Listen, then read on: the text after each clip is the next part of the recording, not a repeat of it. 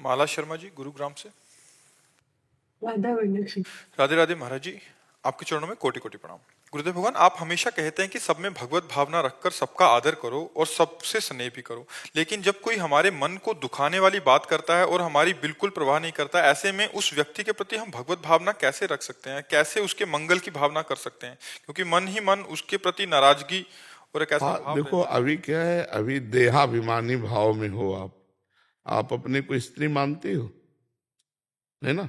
देह भाव में तो ना, तो देह भाव में जब प्रतिकूल कोई आचरण करेगा तो हमें वो व्यक्ति नजर आता है, भगवान नजर नहीं आता।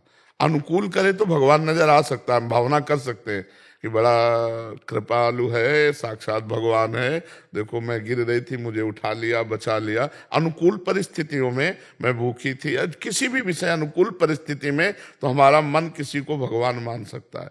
लेकिन प्रतिकूल परिस्थिति में जब भगवान दिखाई दे तब वो भगवत भक्त है।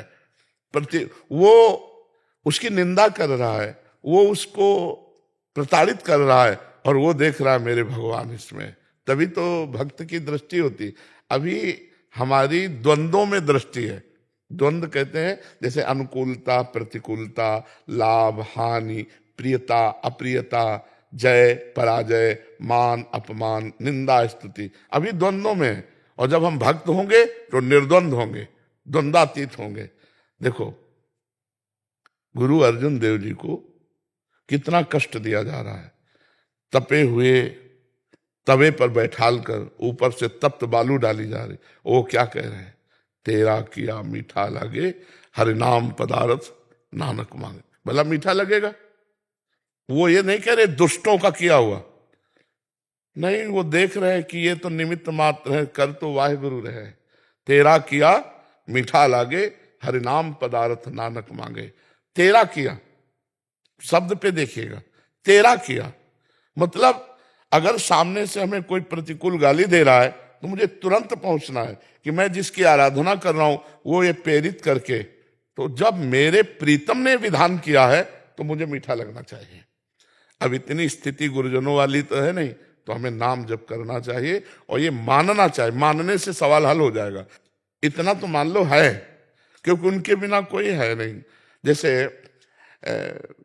हाइलोजन में, माइक में, एसी में, पंखा में, सब में बिजली है, एक ही बिजली, पर अलग अलग उसका प्रभाव है। हीटर में गर्मी फेंक रहा है तो एसी में ठंडी फेंक रहा है, उसमें प्रकाश फेंक रहा है तो इसमें आवाज फेंक रहा है, लेकिन पावर सबका एक है। तो एक दुष्ट स्वभाव है, एक सज्जन स्वभाव है, लेकिन इन दोनों को पावर एक ही है, वो है भगवान, वो है परमात्मा। तो हम पावर को देखें ना कि क्रिया को। अगर हम क्रिया को देखेंगे तो भगवान नहीं देख पाएंगे, भगवान को देखेंगे तो क्रिया परमात्मा नहीं रहेगा। तो जो साधक है वो कारण तत्व को देखता, क्रिया को नहीं देखता। तो अगर हम विवेकवान है तो बचा ले जाएंगे अपने भाव को, नहीं तो हमारा भाव नष्ट हो जाएगा। जो भक्त होता है वो कारण में स्थित रहता, क्रियाओं में विचरण नहीं करता। मलिन से मलिन क्रिया करने वाले के अंदर भी पावर भगवान, और वो भगवान मेरे प्रीतम, बस ये स्थिति तो भजन से आएगी। अब अभी थोड़ी आए, अभी तो हम जन साधारण व्यक्ति की तरह है। अभी हम भजन के द्वारा अभी धरातल से उठे, थोड़ी अध्यात्म की भूमिका होती है। ये बहुत ऊंची भूमिका है, सब में भगवान को देखना, ये ऊंची भूमिका है। बहु नाम जन्मनावंते ज्ञानवान माम प्रपद्यते वासुदेवा सर्वमित्य समात्मा सुदुर्लभा। बहुत जन्मों की साधना के बाद ये ज्ञान प्राप्त होता है कि सब में भगवान विराजमान, सब में एक परमात्मा, एक राम, एक परमेश्वर, सब में विराजमान। इतना ज्ञान हो गया तो मुक्त हो गया। तो हमें साधना करनी, निराश नहीं होना, हम बार बार प्रयास करें उसमें भगवान देखने का।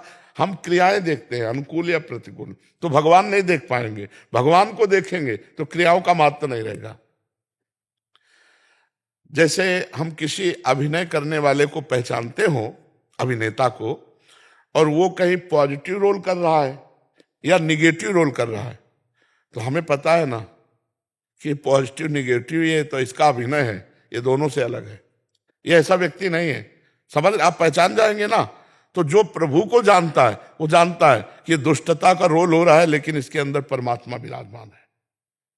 अब वो रोल में नहीं फंसेगा। लोग कहें देखा कितना शराबी, बोले बहुत बढ़िया अभिनय कर रहा है लेकिन एक बूंद नहीं पीता। चूंकि आप उस अभिनेता को जानते हैं, तो जगन नाटक वैभवा, इस जगन नाटक मंच पर परमात्मा रोल कर रहा है अपने आप से, अपने आप में, इतने रूपों में। अगर आप पहचान लो कि कण कण में झांकी भगवान की, किसी सूझ वाली आंख ने पहन, तो आप मुक्त हो जाओगे इस खेल से। और नहीं पहचान पाओगे तो राग द्वेष कर बैठोगे, फिर अगला जन्म निश्चय हो जाएगा। जो सब में भगवान को देखता है वो जीवन मुक्त महात्मा होता है। बड़ा कठिन है सब में भगवान को देखना, पर दुर्लभ नहीं है, असंभव नहीं है। हम नाम जप करें और अभ्यास करें तो एक दिन आ जाएगा ऐसा। जी।